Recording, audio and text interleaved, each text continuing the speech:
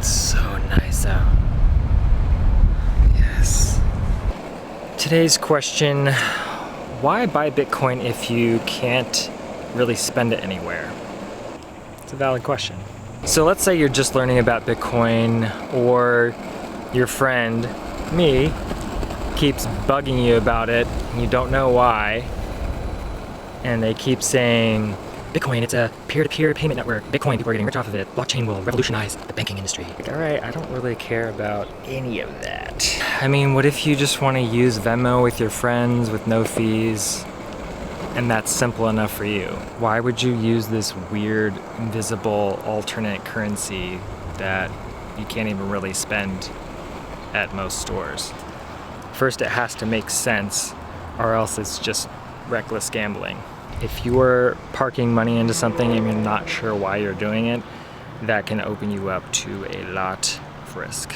So the truth is, most people who hold Bitcoin are not actually using it on a day-to-day basis. They don't actually have a need to spend it in the traditional sense of like our daily expenses, paying rent, paying for gas, paying for groceries. Most people buy it as what's called a speculative asset. Some people who are investing in it are thinking, well, it might not be a big deal now, but it's going to be a big deal later. So in some ways, they are making a bet on the future.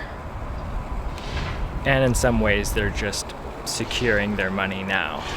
And then, of course, there's people who are simply voting with their money. They're putting their money towards something that they want to see happen. They want to support systems that they deem fair and sustainable. So yeah, it's true, a lot of people view it as an investment, something like buying a stock or buying gold. No one is using gold or stocks because they want to spend it at the grocery store. They're deferring the liquidity of value to have a long-term store of value, maintaining their purchasing power, or for the potential of profit at a later date. In a lot of ways, we don't get Bitcoin for what we can use it for right now. I think a lot of people are trying to buy ahead of the curve, so they're buying something that they think they will be able to use in the future. So, like with any new technology, there's always an adoption phase. Even something like Venmo, I remember when it came out maybe like 10 years ago, and I got Venmo and I tried to explain to my friends, oh look, like if you have Venmo too, I can just send money from my phone to your phone. At the time, it was an idea that I had to explain to my friends. And sometimes I had to try to like convince them to use it so that I could pay them for something.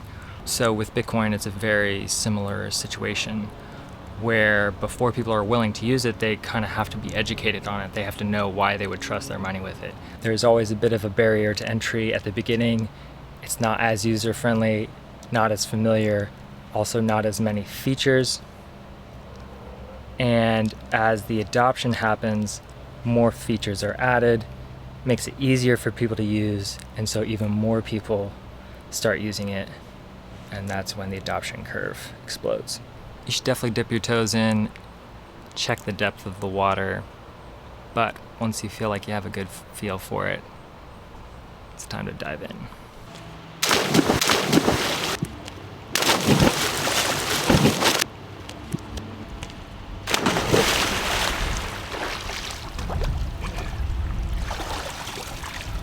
If you look at it on the surface, it doesn't seem like there's much of a case for Bitcoin.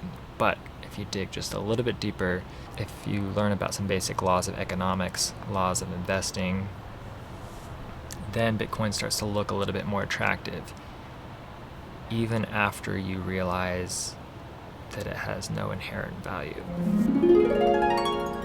People get it because they believe that the relative purchasing power of something like Bitcoin will outlast the purchasing power of paper currencies. people use Bitcoin as a hedge against inflation. So basically that means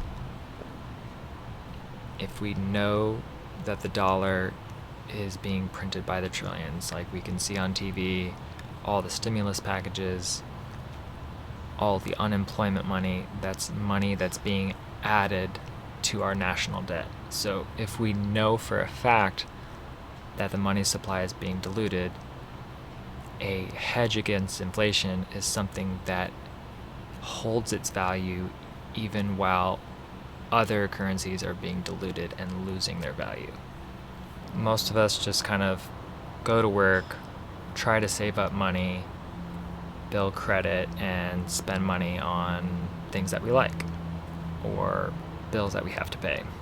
So give yourself some time. It does take a while to kind of wrap your head around the idea and to think beyond kind of the month-to-month mindset of living. People are starting to find safe haven assets. Basically, that just means, where can I store my money where it's not gonna wither away and where I have control of it and it can't be confiscated by thieves or by governments. All that to say, is Bitcoin going to replace Venmo in the next couple years? Probably not. But Bitcoin has a lot of aspects about it that are certainly interesting. At the very least, it's a good idea to learn about how it works and see if it's something worth tracking over time. So yeah, it might not be ideal as a daily spendable currency at this point, but at the very least it does offer an interesting take on money that we haven't really seen before. And in my opinion, it does give the dollar a run for its money.